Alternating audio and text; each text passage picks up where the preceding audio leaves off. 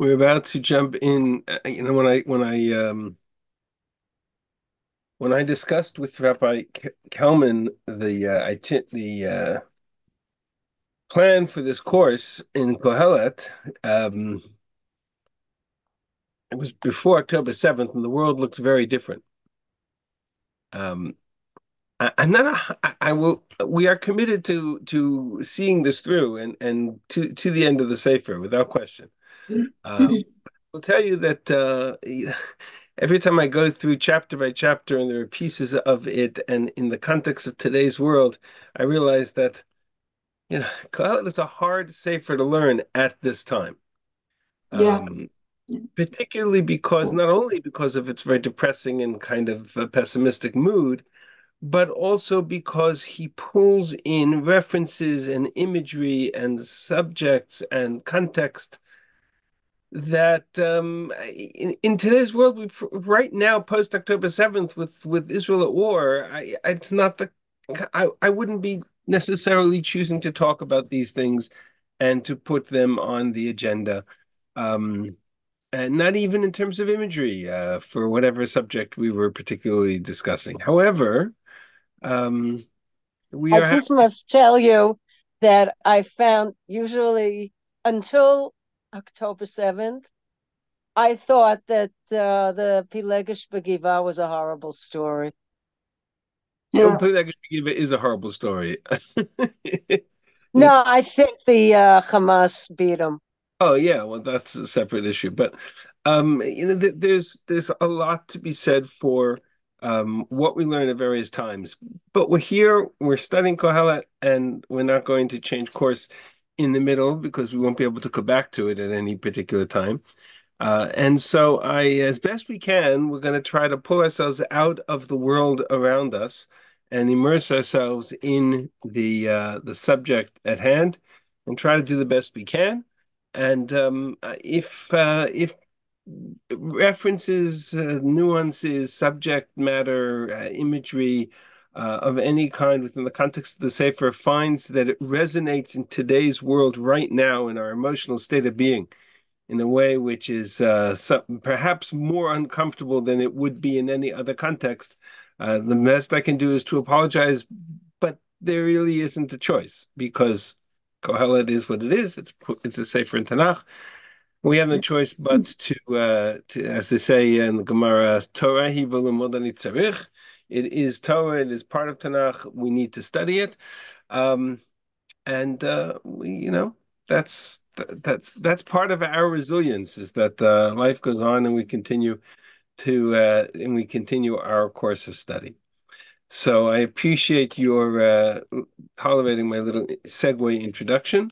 That's the source page for today if anybody needs it. And I'm going to share my screen and we're going to jump right in. If you have a video that can be turned on, it will be helpful to me because I will see you all on the second screen as soon as I share my first one with you. And I will continue to see your faces throughout the share today. But we are going to actually, a couple of things I need to do first. We are recording, and I need to go spotlight. So I will go spotlight, which will make my screen very big for everybody. You can go back to gallery view to shrink me back down to size. And um, we're going to jump into a second before I go there. Make sure I have. Okay. Let's share screen. Oh, that's not good.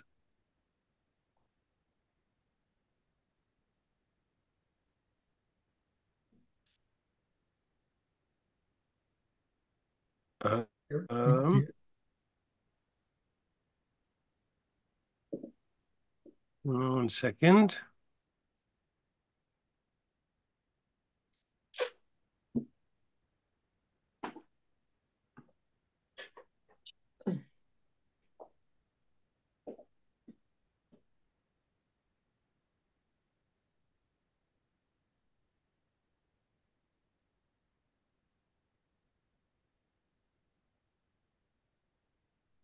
Okay, I'm not sure why that did that. Okay, we'll have to fix it this way. Okay. Well, my Zoom went and did something funny, but we'll figure it out. Okay, we are in the middle of Parak Hay, if I remember our discussion. The last thing we did was the before the break. I apologize. A break is unfortunately a necessary thing in these worlds. Um, Kohelet, last thing we did was the Yerei Elokim, and his final message of the Yerei Elokim was to address the core of the issue, which was the sense of the necessity of the Amal to build and to create and to achieve and to see results from his achievement. And so he turns to the Amal and he says, "Metukash nat ha'oved." Turn your concept of amelut, of toil for a purpose, into a sense of avoda, of work for the sake of work, meaning as part of a process, whether little or whether big, and you'll sleep well at night. Metukash nat ha'oved. Because if your goal is sova, if your goal is wealth, then you'll never sleep well at night because ultimately you're driven by the sense of need of accomplishment. Whereas the Oved is satisfied with, the Oved Hashem especially, is satisfied with the sense of doing his share and partnering with God to complete the process. That was more or less where we left off with the Yerei Elokim. We spent a good number of classes on the Yerei Elokim, and we're going to move now into the latter half of Parak Hay. Our goal for today and for next week is to complete the next unit, which is the Amal. And I'll show you why I'm already sharing that information with you in advance. We're going to start with Pasuk Bet. Yesh ra'achola ra'iti tachat hashamash.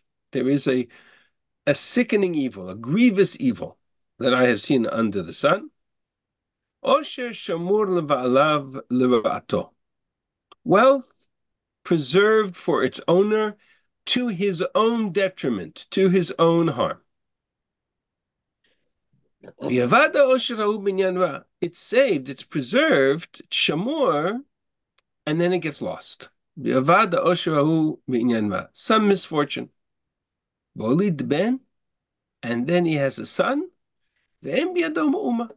and he has nothing to provide to his son. As he, the father, the one who toiled and lost all of his fortune, emerged from his mother's womb, naked shall he return as he came. And take nothing for his labor which he may carry. And this is a terrible evil. He goes as he came. What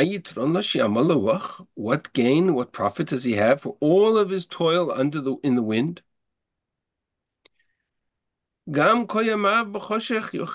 All his days he eats in darkness, and he's very angry, and he suffers sickness, for ketzef, and anger and wrath. For what? What does it get him? I'm going to read through the whole unit, and then we're going to go back and do this piece by piece. There are essentially 4 sections to this speech, and we're going to break them down. Tov ashiyafel le'echol v'lishtot, v'lirot tova b'chol amalo she'amol tachat hashemesh mispar yemei chayav v'shenatan lo Elokim ki hu chalko. Behold, that which I have seen is good, tov, to eat and to drink, and to enjoy all of the good and all of the toil which one has toiled under the sun, the number of days that God has given him, but that is his portion. If God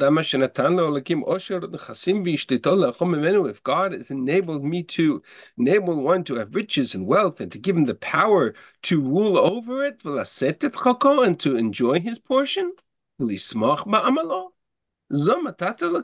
that is indeed a gift from God. כי לא הרבה יזכור את ימי חייו, כי אלוקים מענה בשמחת ליבו. He shall not often reflect. Translation here is hard to process, but he shall not often or for long, he shall not reflect on his days. Ki Elokim aneh b'simchat lebo. God either occupies him with joy of his heart or challenges him with joy of his heart. It's unclear exactly how to translate that. I'm moving on into chapter 6. We'll see why in a moment. There is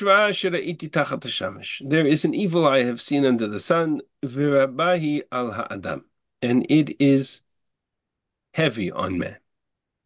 Ish she'yiten lo Elokim osher u'nechasim v'chavod, man to whom God gives riches and wealth and honor, but ve'enenu chaser lenafsho mikol she'yitaveh, and lacks nothing for him in all that he desires. But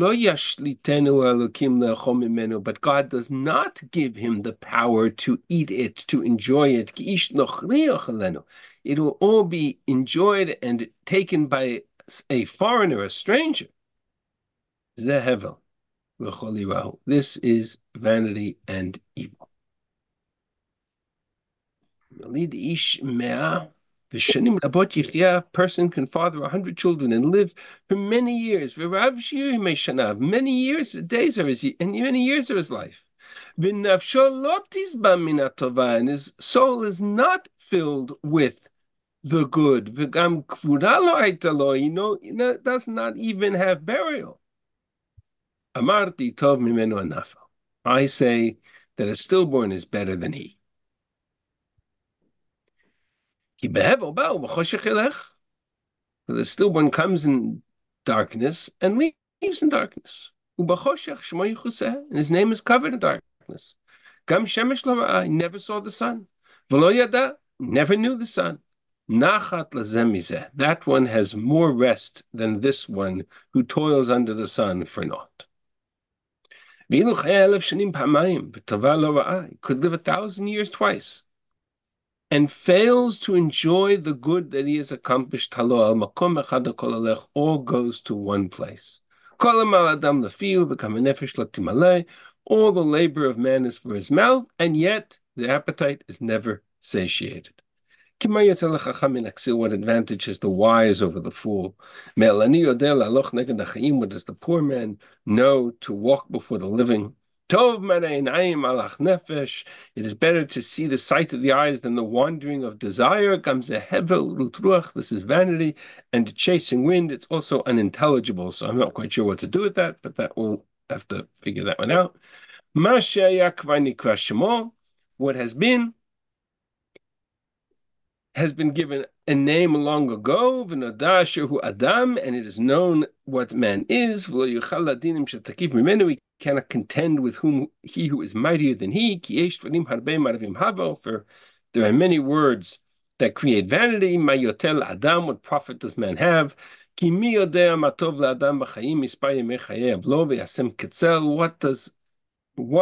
who knows what is good for a man in life?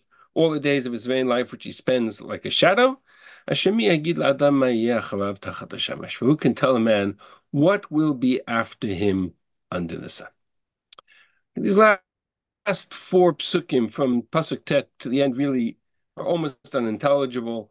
We'll deal with them at a separate time. But there's a lot of pieces here, and there's a lot of vexing, and there's a lot of there's a lot of evil, there's a lot of hevel, there's a lot of under the sun, there's a lot of toiling to the wind, a lot of different pieces of the story. And so to make some kind of sense of what's going on, we need to take a step back, and as we've done many times, look at the whole picture, the whole bird's eye picture of who's speaking and what themes are they addressing.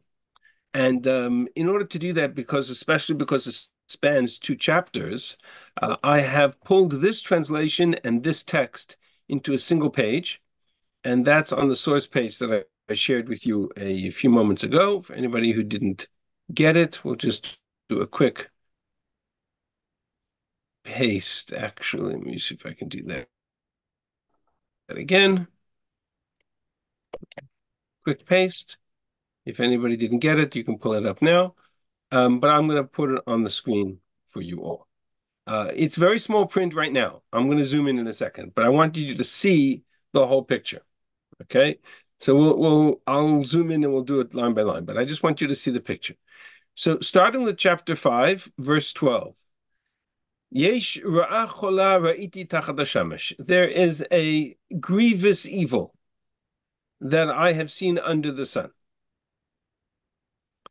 Chapter 6 begins, Yesh ra'a asher ra'iti tachat hashamesh. There is an evil which I have seen under the sun.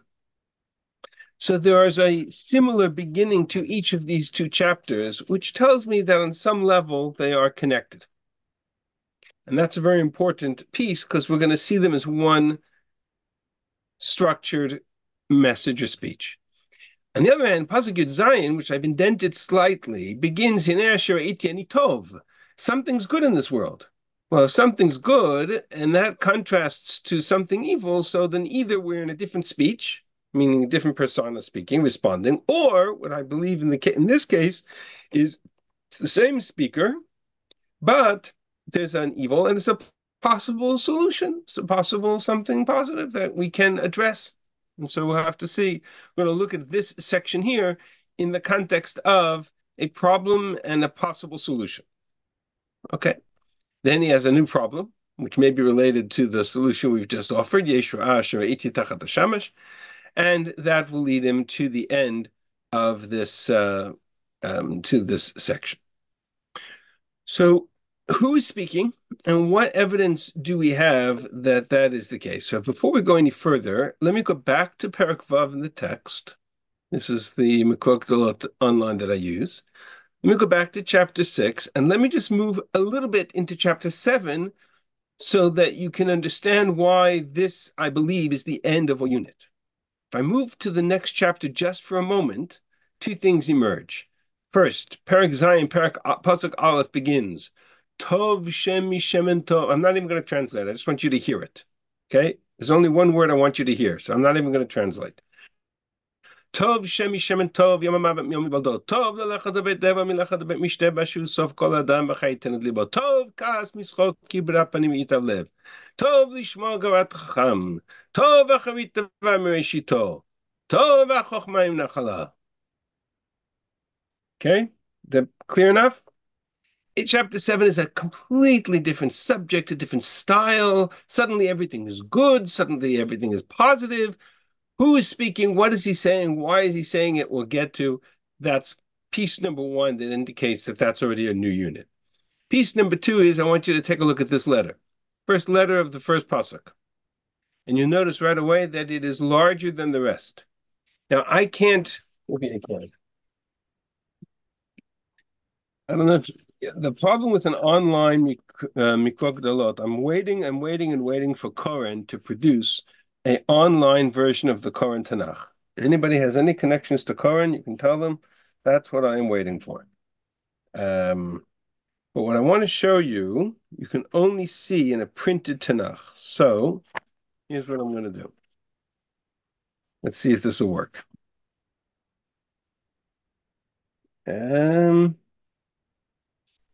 Okay. It'll work if I stop using my background video. Please, well, I can't really do that. But can everybody? No, you can't. You have to stop share also, because otherwise you're very tiny. Okay, so let me stop sharing for one moment. Now, can everybody see this section right here where my finger is moving? Okay, everybody see that? All right, I gotta be careful in the view. All right. If you notice, there's a break, a break in the text. Everybody see there's a little break in the text? Okay. Yes. Okay. That's the beginning of chapter 7. Now, why is that important? Because that is the only paragraph break in the whole text. Normally, paragraph breaks break up a section, chapter, subchapter, etc. Besides the introductory 11 verses that we talked about in our first class, in the entire book of KOHELET, there's only one paragraph break, and that's the beginning of chapter 7. that is also reflected in that letter that's enlarged more than the others. So from all of those perspectives, there is evidence in the text itself that everything from chapter 7 to the end is a separate theme than chapters 1 through 6. If you divided the book in half, that would be the division. The end of chapter 6, beginning of chapter 7. So from that perspective, we're going to see why that's important for us, but the end of chapter 6 sort of brings to a close some of the themes that we've been addressing from the beginning of the Sefer. That's number one. In number two, we have a very dramatic shift in the style of the speaker from chapter 5, verse 12. Yesh ra'ah chola ra'iti tachat hashamash. There is a grievous evil that I have seen under the sun. And whatever his issue is, that's certainly no longer articulated by the Arei Elokim. The Arei Elokim, who is the speaker in the first half of chapter 5, is not going to talk about a grievous evil that he has seen under the sun. Right? That's just not the language of the Arei Elokim. And on top of that chapter, if I go back to the structure overall, that phrase, Yeshua appears at the beginning of chapter 6 and chapter 5, and again at the beginning of chapter 6. So there's a kind of a link between these two sections. Add to that the subject matter of this unit, and the subject matter he's talking about is Osher, wealth, is talking about Amal,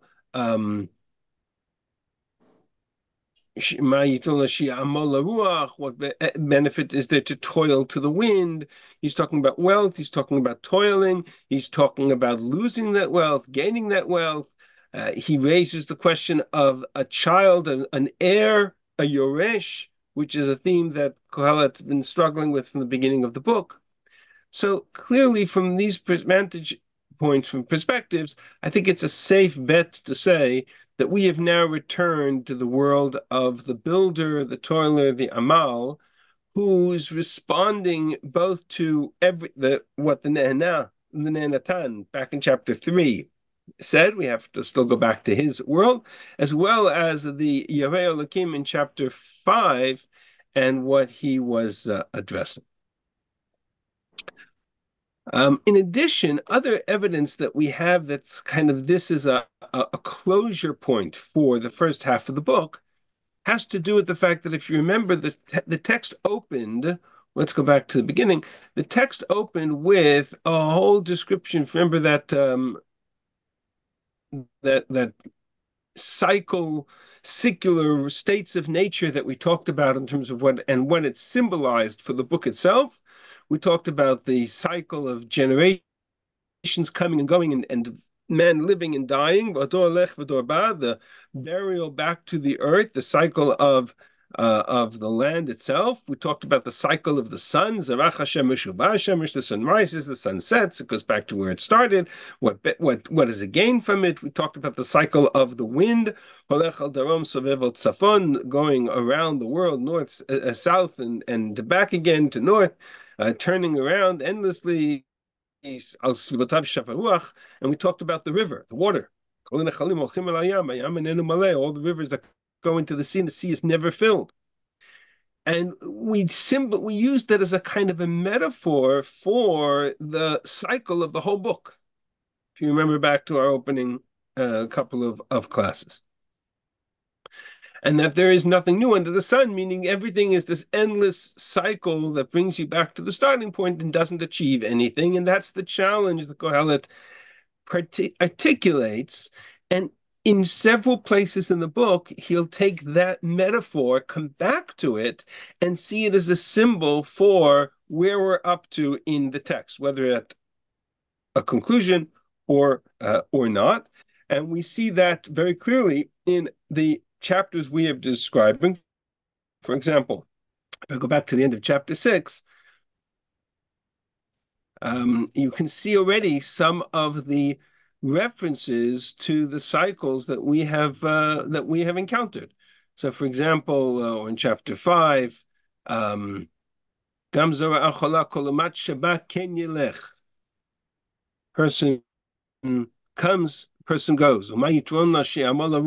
Profit does he have to labor to the wind? So you have that reference to the cycle of the wind that represents nothing of any value. Or you have in chapter 6, in a more dramatic fashion, Gam Shemesh Lo Ra'au, he's talking about the stillborn, who never has to suffer through life the way he has, or the way he does or sees it. Gam Shemesh Lo Ra'a V'Lo Yada, he's never seen the sun, whereas the person who's been born and dies has to cycle through the seeing of the sun and what it represents for him. And so there is the reference to the cycle of the sun. You have the cycle of the earth itself. Everything starts and ends in the grave, which again is part of his message in that opening section. That verse in particular was the verse we use to unravel or decipher the riddle of the water, because the water symbolized going into the sea that was never satiated, never filled, is represented here by the appetite that is never satiated.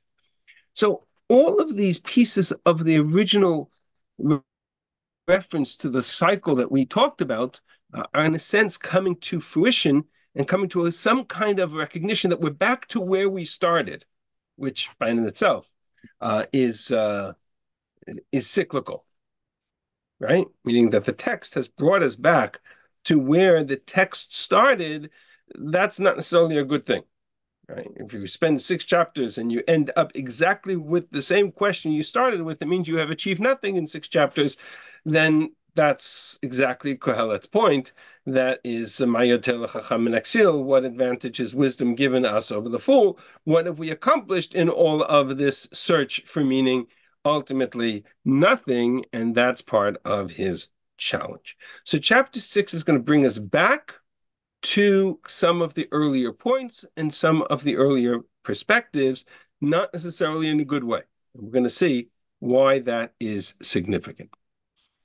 So where are we at? So we basically have the perspective of the Amal that's been evidenced in the themes and in the context and in the negativity and in the pessimism that we've encountered. So he's certainly not the Arei Elokim, certainly not the Ne'anatan, who had a kind of much more positive view on the world, right? And it was the pessimism was reflected particularly in the view of the Amal. And that's where he's at today. And we're going to now see that this whole section from chapter 2 really through chapter 6 is now very structured. Chapter 2 is a kind of an introduction to all the personalities of Kohelet and what I would call the combined effort of them all. And then we started to break them down. Chapter 3, we saw the Ne'anatan, who saw himself as a guest in God's world, enjoy the ride, so to speak, benefit from it. God put you here for a reason, to benefit from it, to be the recipient of his goodness. But that means that you ignore the world and all of its challenges. The Amal in chapter 4, who was unprepared to accept that we're here to do nothing but see a world with such injustice in it. And so he embraces the world and says, no, it's on me or us or society to fix it. That was chapter 4. Chapter 5 was the Arei Elokim, who said, okay, let's understand. There's a role for God, there's a role for man, there's a partnership. We don't have to do everything. Our job is to oved, to work the world, not to amal, not to conquer it. And now we're back to the world of the Amal, the end of chapter 5 and chapter 6, to see where all of that brings him. Okay? Does that help put a structure to where we're at in the book? Okay. So let's now jump into what we see. Starting with chapter 5. So actually, let me just go back to this overview for a second. The way I'm going to look at this text, and I'm making it small intentionally, the way I'm going to look at this text is we're going to look at this section first, This section is more or less identifies the problem. This section is a potential solution to that problem. I'm going to call it A1 and A2. Then we're going to challenge that solution in B1, and then kind of bring that to a conclusion at the end of the text. So that's our goal. And not all of it today. We have today and next week to work this all through. Let's jump in. There is a grievous evil that I have seen under the sun. Wealth kept by its owner for his own detriment, meaning a person who is building and accomplishing and doing and achieves great wealth. What does he do with that wealth? What do we typically do with money that we earn? We spend it? No. Where do we put that which we achieve, that which we accomplish, that which we build, that which we create? We put it in the bank, we put it in investments, we save it for a rainy day, right? We put it away for the future. And so I take that osher, shamor lebala, and I hold on to it. It's kept by its own owner. But that will be his undoing, lira'ato.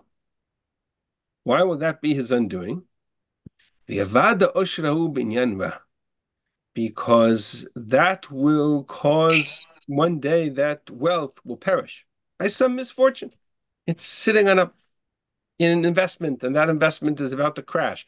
I don't know that it's about to crash, but it is. It's going to end all my wealth and everything that I've accomplished and everything that I built all goes literally down the drain. And then, ben, I have a son, and there's nothing left in the arsenal and the wealth of the father to provide for his son. The father, going back to that reference, he will end up at the end of his life exactly as he was born. Naked, what's the expression? Naked as the day you were born, with nothing into his name. And he'll have nothing for all of his labor that he can carry, that he can take with him.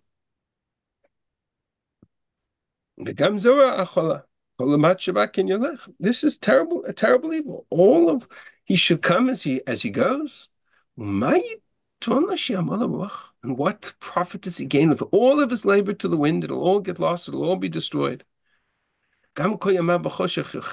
His days of eating in darkness, and kas and anger, and his illness, and the wrath that he has to suffer, all of that toil, all of that effort, all of that anguish, for what? So that it should all be washed down the tube in some market crash where there's nothing left. Some misfortune that will take it all away, and then he'll have nothing left to provide to his son, who he has just fathered. Okay.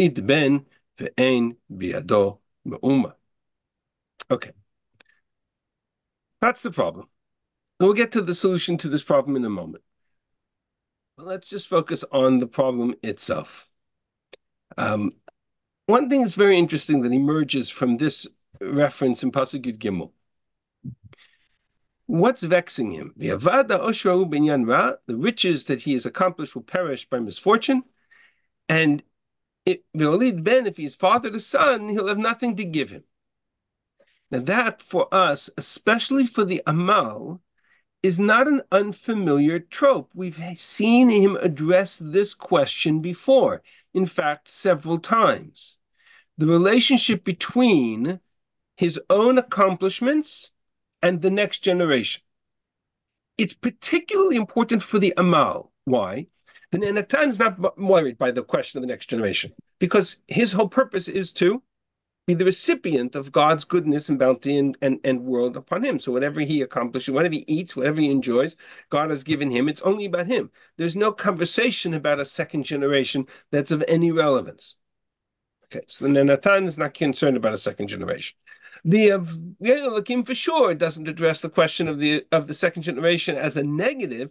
On the contrary, he sees the whole existence as a continuity. Everything's a continuity. I'm part of a continuity of people, and God is part of the continuity of eternity, and we're partners in this effort. And so the question of to whom am I leaving it is not relevant to the Yerei Elokim, because it's everything. I'm just one piece of a larger puzzle. The Amal, on the other hand, whose primary identity is defined by his need to accomplish, to put his imprimatur in the world, to build, to create, to conquer, whether it be a conquer of the moral justice question raised by the Nenatan, the Dimat Ashukim, the tear of the oppressed, or to conquer in terms of wealth and accomplishments and power, right? That's the Osher. In all cases, there needs to be continuity. And what's challenging Kohelet from the very beginning is the question of eternity, the question of death, the question of what do I do with it once I've accomplished it? I'm not here forever. I exist outside of the Garden of Eden. I don't live forever. And so the question of the Ben, the question of the next generation, particularly challenges the Amal. However, we've seen a very dramatic shift in the perspective of the Amal, specifically with regards to this question. Back in chapter 2, when we first introduced ourselves to the Amal, we saw the following phrase. Saneti et kol ani et kol hamal. Let's start from Pasuk Zayin. Saneti et chayim ki v'alay ma'asei. Just hated life because the work that I do under the sun has no purpose. I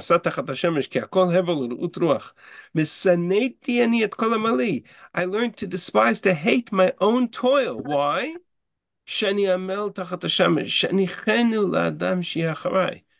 at the end I have to leave it to somebody else. And if I have to leave it to somebody else, what have I accomplished in life? And who knows what that somebody else is going to do with everything I've accomplished. Well, he'll be a wise person or a fool. Whether he'll take it and he'll make something greater of it, or whether he'll destroy it, like Shlomo saw in the potential of his own son Rechavam and the rebellion of Yeravam ben Nevat. That was in chapter 2. We next saw the question of the Amal's address to the next generation in chapter 4, right? Chapter 3 was the Nenatan. I'm going to skip that for a moment. And chapter 4 was the Amal. The first time we introduced ourselves to the Amal, he turns to the Nenatan, he turns to the hedonist, and he says, if you're going to withdraw from responsibility from the world, who's going to take care of all of the oppressed? And the tear of the oppressed that has no one to comfort them, in such a world, I'd rather not be. I'd rather praise the dead who are already dead than those who are living, and better than both of them is the one who never was. If that's the world that you've created. And then he says that he would rather have a world in which the effort is to build and create, and he had a problem with motivation. He solved the motivation with community, with 2 and with 3, etc. I'm going to get to Pasuk Chet. Yesh echad ve'en sheni. What if I am building and doing and creating, but I'm alone? There's no one else. En sheni. Gam ben va'achen lo. What if I don't have a child? What if I don't have a brother? What if I don't have anybody else? Ve'en ketz l'chol hamalo. Gam eno lo tizba osher. And there's no end to the labor. There's no satisfaction to be able to benefit from it. And for whom am I toiling? To whom am I toiling and doing all of this if there's no one else? And so his conclusion is maybe the conclusion is that there should be 2, or there should be 3, or there should be Chut HaMishulash, or maybe there should be a whole society. Maybe I should be part of a larger group, right? So we had that address in chapter 4. So if I look at Kohelet, if I look at the Amal particularly, and to the question of how does the Amal address the question of for whom is this effort of building and toiling and amassing and creating wealth? For whom? Who is he doing it for? There's a progression in the words of the Amal, and I've charted it out for you here in the next page of the source page. In chapter 2, we saw the Amal make the declaration that he was frustrated because that I have to leave it to somebody else. There is no purpose to toiling if I have to leave it to anybody. It's all for me, and yet I can't enjoy it. A little bit of maturing in chapter 4, where he talked about the community and the notion of building for somebody else. And so he said, I'm prepared to leave it to somebody. But what if there's nobody else to leave it to? What if the person I leave it to is gone or destroys it? Then ulami ani amel. So I'm prepared to leave it to, I'm prepared to look at, right? Remember in the chapter 2, he didn't even call his son by by a pronoun, right? He doesn't even call him his son. He says, chapter 4, what if I don't have a son? And in chapter 5, he's got a different issue. He would love to have a son. Ben. But what if he has nothing left to leave to the son that he has just fathered? So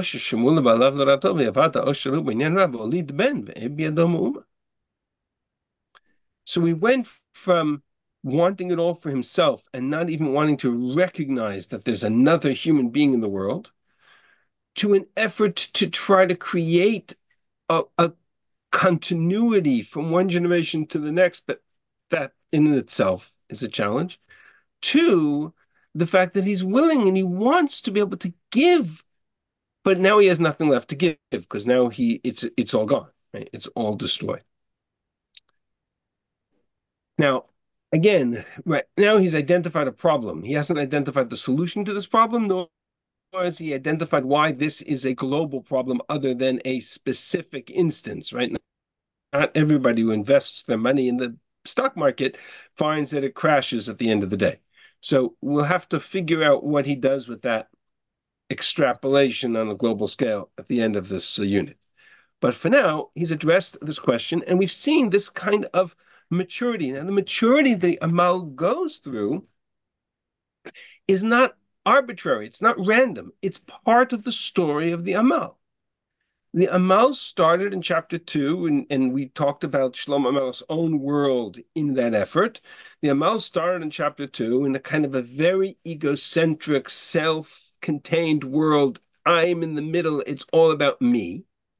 That's the world of the Amal. I have to build, I have to create, I have to do. And then there's nothing left because at the end of my life, I'm gone. In chapter 4, he kind of segued into the world of the community, the malchus, the society, the king, and tasted the flavor of what it means to live in a world where there are other people. That was chapter 4. Now in chapter 5, he's kind of come back to the world of my toil, my effort, my accomplishments, but now I'm no longer alone. Now there's a son, there's a next generation, and there's the question of what continuity, what can I create that can go, that can last, that can move from generation to generation? What if I lose it all and there's nothing left to provide? So that's the first step of this journey, right? This maturity in the attitude towards the son, towards his son, is a reflection of his own progression. The individual, I'm at the center of the universe, who's now tasted a sense of what it means to be part of its tzibur, and has now come back to the world of the individual, but now there's more than just him, right? Now there's another that he's willing to acknowledge and include in that conversation. And that brings us to where he goes from there. So let's go back to our text. Yesh ra'ach ra'iti tachat hashamash.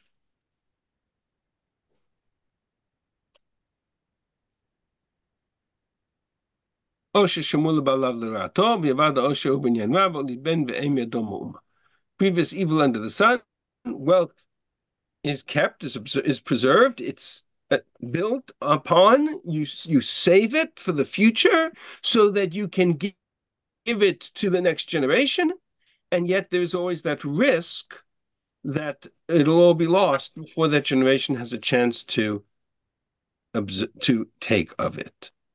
Kashi yetzami betanimo, arun yeshuv lelechat kishaba. As he comes from his mother's womb, naked shall he go as he came. With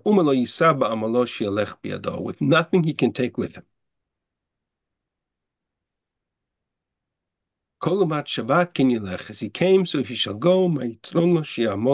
What benefit is there that he toils to the wind with toiling in darkness, toiling in hunger, toiling in anger, toiling in illness? All of these efforts, if he can't accomplish it, if he can't hold on to it, if he can't preserve it, what does he benefit from it? So Psukim Yud Gimel, Yudalit, Tetvav, and Tetzayin. Right? All of this is what I would call the problem. This is how he's defined the challenge. By the way, there's an interesting rabbinic expression that is borrowed from this verse. I don't know if you're familiar with the language Chazal used to describe, and it's a very odd language. Unless you know where it comes from, you kind of sit there and wonder how Chazal and the Gemara refer to a woman's womb.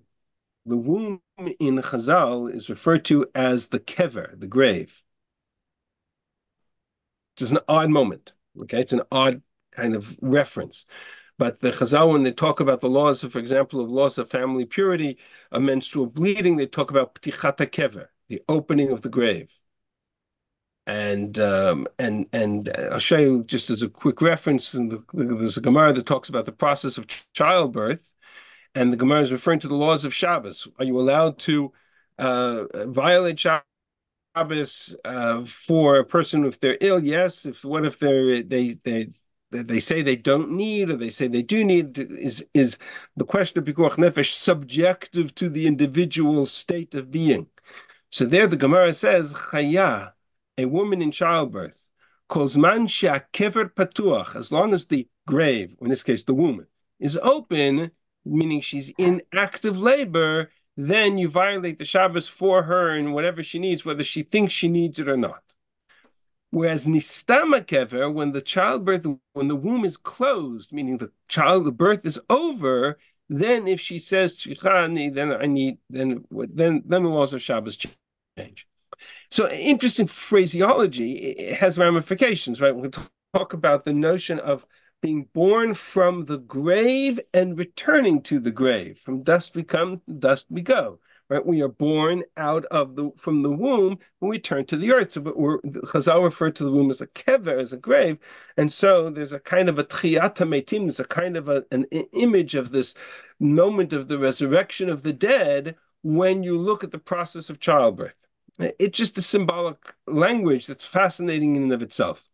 Where Chazal got this from is unclear, but I have a suspicion, I would argue, that it actually comes from here. Because Kohelet, and this is a verse that's very often quoted in eulogies. It's a whole different discussion. But Kasher Yetzami Betan Imo Arum Yeshuv Lelechet Kishaba. A person comes from the womb and he goes back as he came. There's an analogy, there's a process, there's a cycle of coming from one place and going back to that where he came from. Kol umat shaba ken yelech.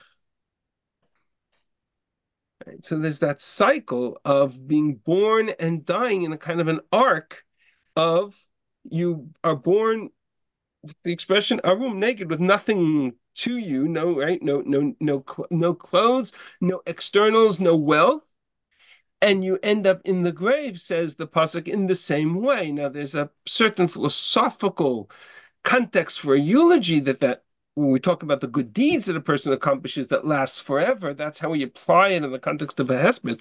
But in the context of Kohelet, he's specifically referring to the question of the journey. So if that's the case, if that's the cycle of the wind and of life, afar and ruach are the two parts of the cycle that we talked about, the body and the soul, right? Then what is the purpose of it all? And he's addressing really two fundamental questions. Right? One question is the direct response to the Yerei Elokim. The Yerei Elokim came up with a fascinating idea. He said, "Mitukash na toved." I would have loved to have had kids. "Mitukash na toved." How sweet is the slumber of the man who works with the sense that his goal is to just do whatever he can and God will handle the rest. He's part of a continuity. He's part of an eternity. Right? That was the concept of the Arei Elokim. It's a partner with God.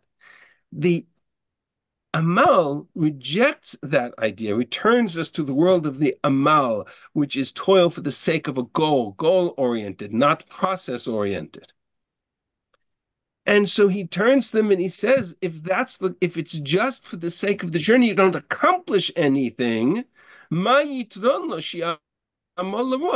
benefit do you have to toil to nothingness, to toil to the wind? Can you imagine turning to somebody who's worked for an entire day, or day laborer who's worked his entire day, comes to the end of the day to achieve his wages, and you say to him, well, you know what? I don't have anything to pay you with, but you worked because it was meaningful and purposeful, and it contributed to the continuity of society. But I'm not paying you your wages because I have nothing to pay you with. He's not going to come back tomorrow. So there's a certain response to the world of the Yerei Elokim, who said, just do it anyway. And Kohelet says, for what purpose? But more importantly, and I think this is really the much bigger issue for us, which is that Kohelet himself is responding to his own development. Right? That relationship with the ben, that relationship with the child that we talked about at the beginning of the discussion, right? Volid ben where his goal is to create and to do and to amass and be able to leave it to somebody else, to give it to his son, right? That's taken us into a very different place than we were back in chapter 2. Let me just open up a parenthesis for a second and explain what I'm referring to. The world of Tanakh as a whole, outside of Kohelet, okay, Kohelet is an exception to this. There's a few exceptions, but the world of Tanakh as a whole, for the most part, is the subject matter of Tanakh is the Jewish people as a nation. For the most part, Tanakh does not deal with the question of reward and punishment, righteousness and wickedness on an individual scale. It's certainly post the book of Bereshit, which is an exception. Once we end up in the world of Yaakov and his children and his family and the Jewish people and Sefer Shemot and beyond, right? Everything in Tanakh, when it talks about righteousness and wickedness and reward and punishment, is always on a scale of the Jewish people as a whole, a national scale. Tanakh is the subject of the destiny and the relationship between a nation and God. It's not the subject of the relationship between the individual and God. Rabbinically, Chazal dealt with that piece of it a lot. But for the most part, Tanakh doesn't address the question of the role and the relationship and the reward and the punishment and the destiny of the individual, only of the people of the nation of the kingdom. There are a few exceptions.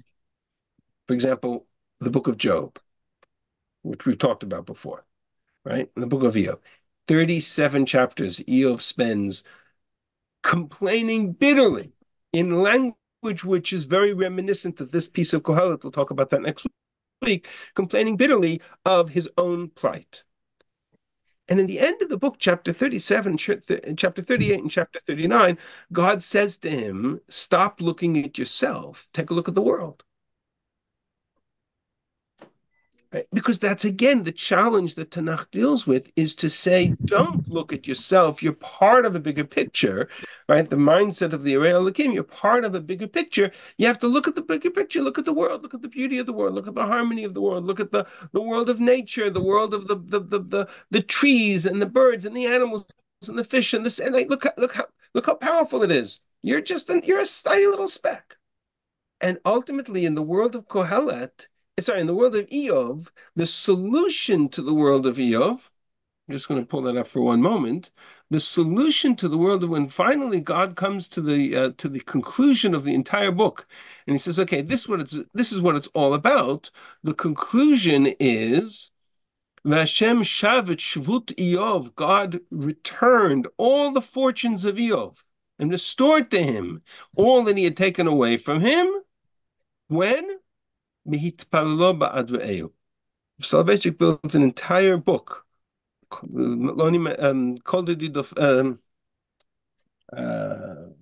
Dofek opens with the discussion of the role of the Holocaust, and he builds it based upon this idea that Hashem changed the fortune of Job when he learned to pray for his friends, when he learned to pray for others, when he learned to take himself out of the myopic microscope on himself and learn to be part of a society, of a community. That's the language of Tanakh. It's the language Tanakh speaks. The only exception is Kohelet. Kohelet's constantly searching for me as the individual. What do I get out of this world? What do I get out of this relationship? And in the one place in the book, in chapter 4, where Kohelet kind of said, okay, well, maybe the solution is to look bigger, to look broader, to look outside the canvas of the individual, to look at the malchus, to look at the kingdom, to look at the society. Right? And that failed, because Shlomo failed in that regard. Right? So he comes back now to say, okay, so now let's go back to my role, my task, my goal, the Amal says, to achieve and accomplish in my world. But he's now been exposed to the benefit, to the value of expanding his pictures, expanding his role. And so now, for the first time, we have a child. We have an acknowledgement that there's a continuity within a family. There's a next generation. I can accomplish something if I'm willing to hand it over. But what if I had nothing left to hand over? And now I'm back to an even greater vexing and a greater frustration, because now I'm willing to build for somebody else. But the stock market crashed, and I lost everything that my house was worth, and suddenly I have nothing left to show for it. And suddenly I started in the grave and I ended in the grave. And now he's even more frustrated than he was before. And he's not going to accept the answer of the Irei Elokim, which was the process itself builds character. Says Yamal, I'm not looking for a process that builds character. I'm looking for an accomplishment. And so he has no choice. He has to have a solution. So what's the solution? What's the solution? In mass fortune and build and build and build and build and build and save and save and save, and then the market will crash and it'll all be gone. So what's the solution? There's only one solution left.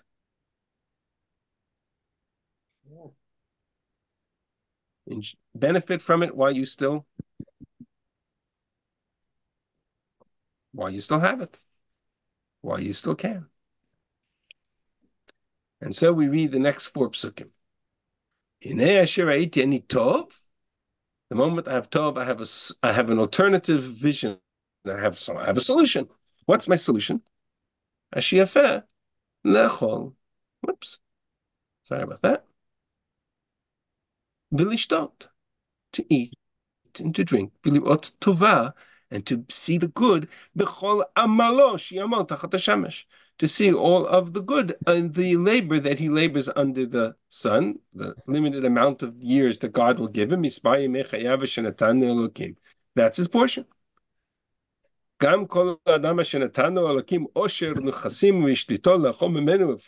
Every man to whom God has given riches and wealth and has given him the power to eat and consume and to benefit himself from that wealth, to take his portion, to rejoice in his labor. That's a gift from God. For he shall not remember his days of life for many years. So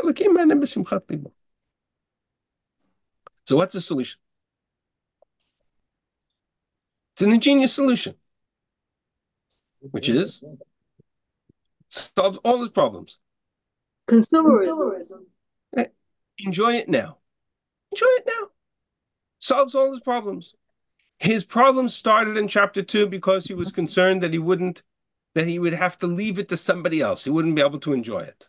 What's the solution now? Enjoy it himself. His problem in chapter 4 was that he would have no one to leave it to. Solution?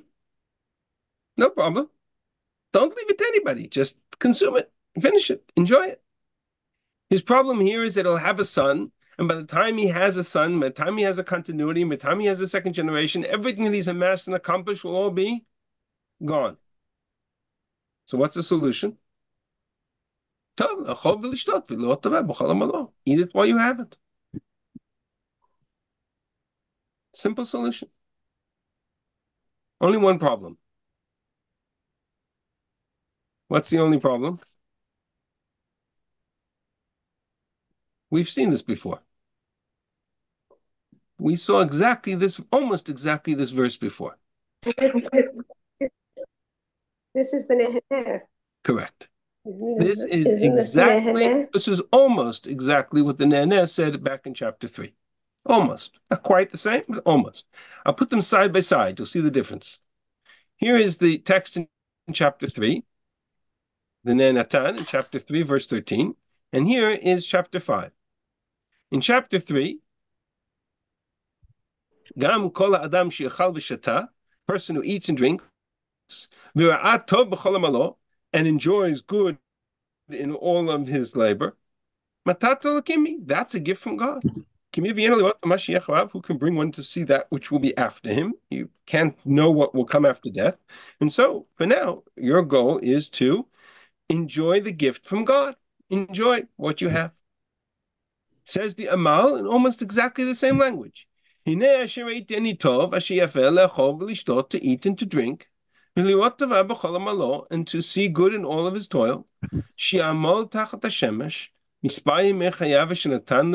he shall toil under the sun all the days that God has given him. That's a gift from God. He won't remember his days forever.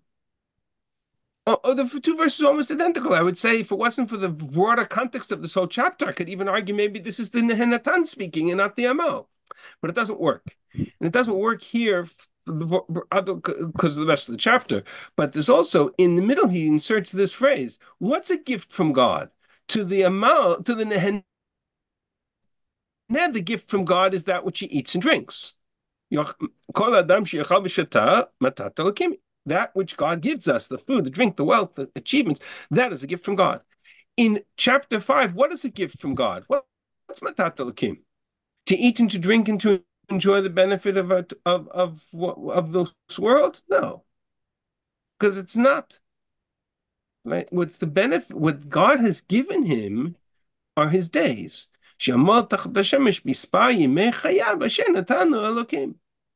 Who has accomplished the wealth of the eating and drinking and that which is available to benefit from during that time? He has. The subtle difference, very subtle difference, but it makes all the difference in the world. But the Amal has landed exactly where the Nehenatan landed. The Nehenatan's conclusion was, we are like the animals who are in this world to receive God's world that God has given us. And the Amal's perspective is that we are in this world to achieve and to amass and to accomplish and to do, and then to enjoy while we have it. It's exactly the same place. Conclusion. The difference is I think the Nehenatan sees it as a gift from God. Right. Whereas the Amal sees it as his own. That's exactly the difference. That's exactly the difference. But you understand that is what he's done is he's taken us into a place where he said this is where the goal is. He's taken us to a conclusion which is exactly the same conclusion as the Nehenatan.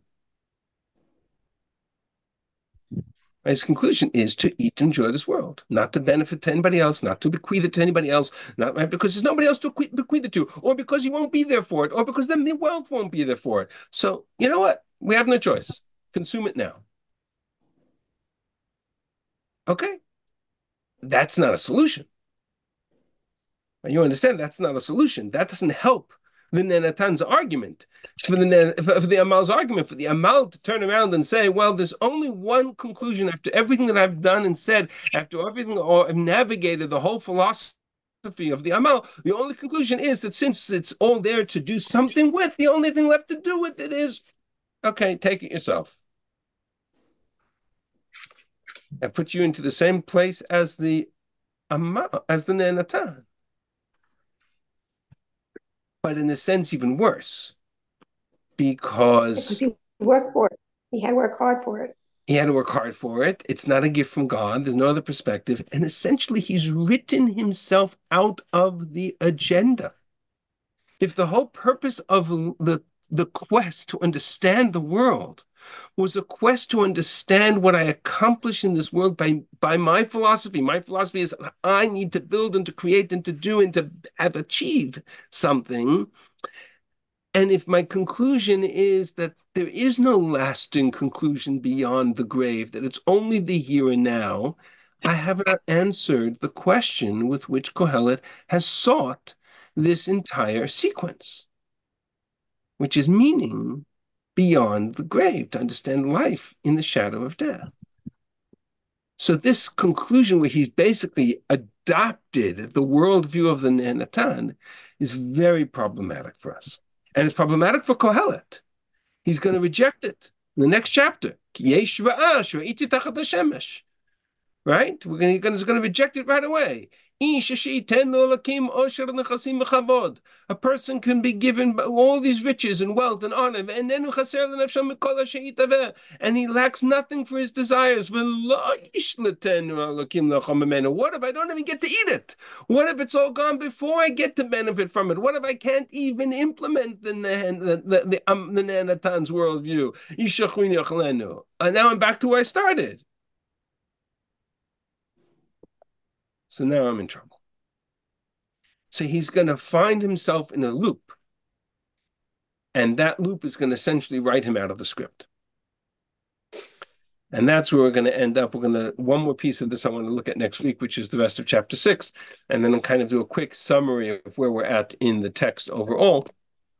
But that more or less is where the Amal kind of finds himself forced into his own corner to adapt the worldview of the Nenatan, which is the hedonistic worldview, which will become in the second half of the book the source of all evil.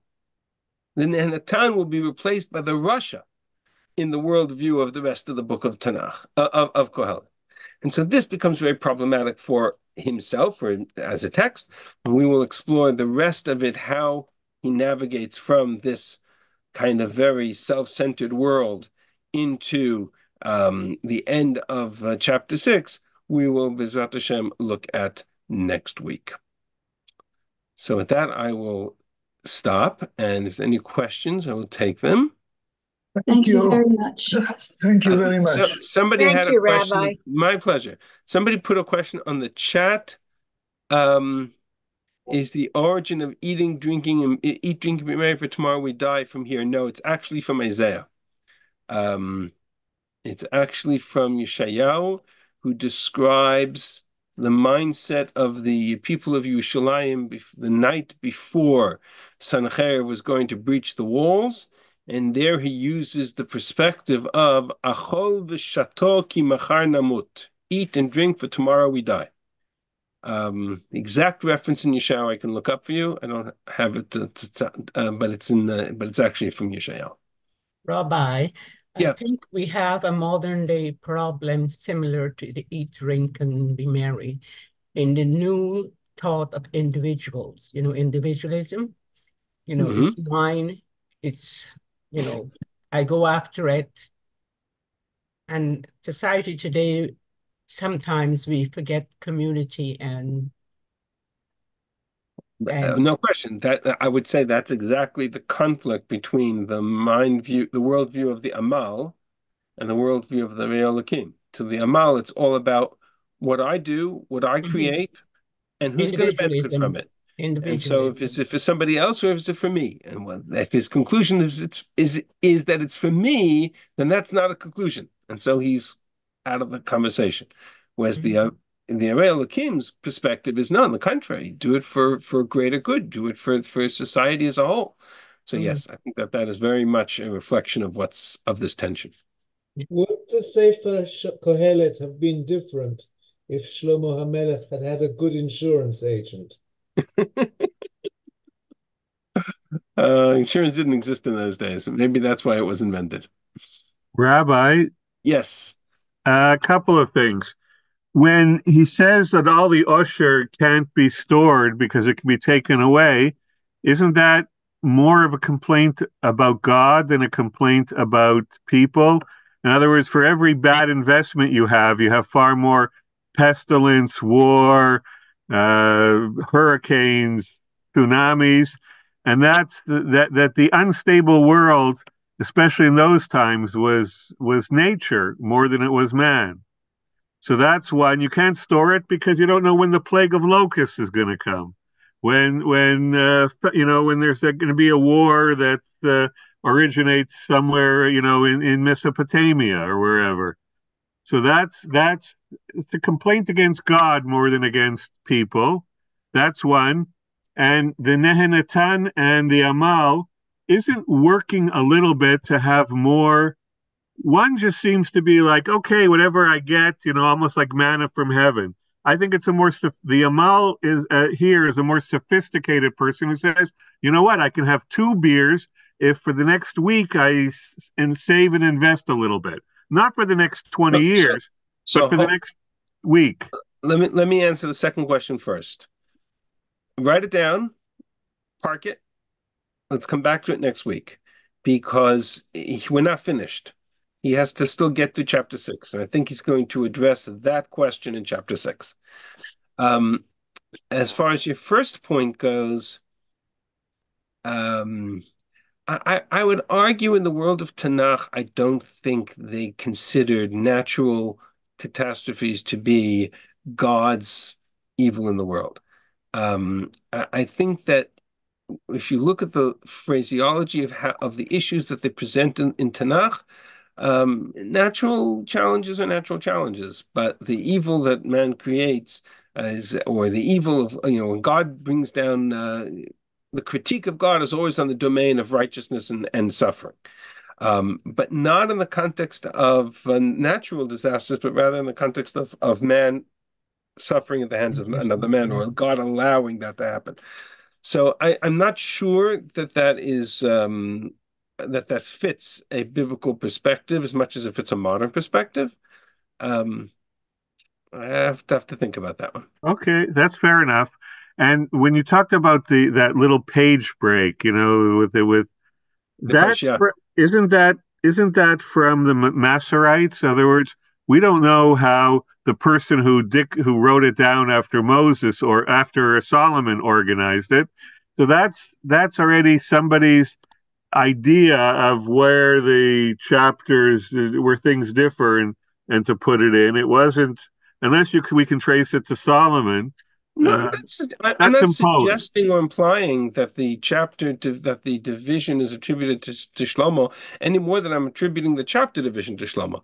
All I'm saying is that it's a reflection of interpretation, meaning yes, there we agreed. But it's a very old traditional midrashic interpretation that tells me this is a logical place to look at the context of the content. So the same way I would look at the Mefarshim and try to understand, or the Trop, which is also Masoretic, right? Yes. And use that as a way of breaking up the phrases and understanding it. That's part of Torah Shmo Peh. There's no way to understand a text by ignoring that, right? That's part. We do that in Chumash all the time, and the rest of Tanakh as well. Paragraph divisions throughout Tanakh are from the Masoretic text, but they're very important. So I would argue that whereas in Tuvim they're less consistent, but they're nonetheless still important. Okay, thank you. No problem. Thank you, Rabbi.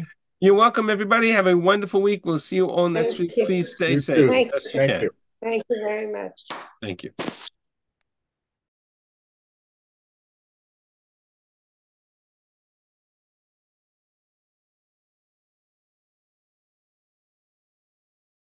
you.